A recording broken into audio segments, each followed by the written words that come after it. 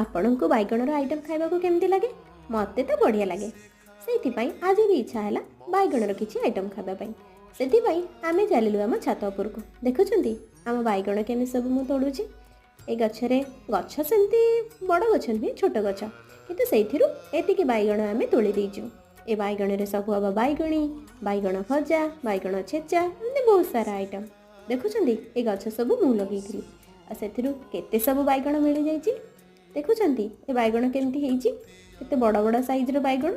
ମୁଁ ବି ଆପଣଙ୍କୁ ଦେଖେଇ ଦେଉଛି।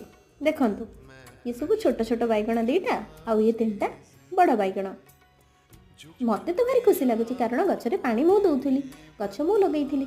ଆଉ ଇଏ ସବୁ ଯେଉଁ ଦେଖୁଛନ୍ତି ଟମାଟୋ ଆଉ ବାଇଗଣ, ଧନିଆ ପତ୍ର ଅଛି, ତାକୁ ବି ମୁଁ ଛାତ ଉପରେ ଲଗେଇଥିଲି। ଇଏ ସବୁ ତୋଳା ହେଇଛି ଜଣେ ଆଣ୍ଟିଙ୍କ ପାଇଁ, ମାନେ ପଡ଼ୋଶୀ ଆଣ୍ଟିଙ୍କ ପାଇଁ। ତାଙ୍କ ଘରକୁ ନେଇକି ବୋଉ ନେଇକି ଦେଇ ଆସିଲା।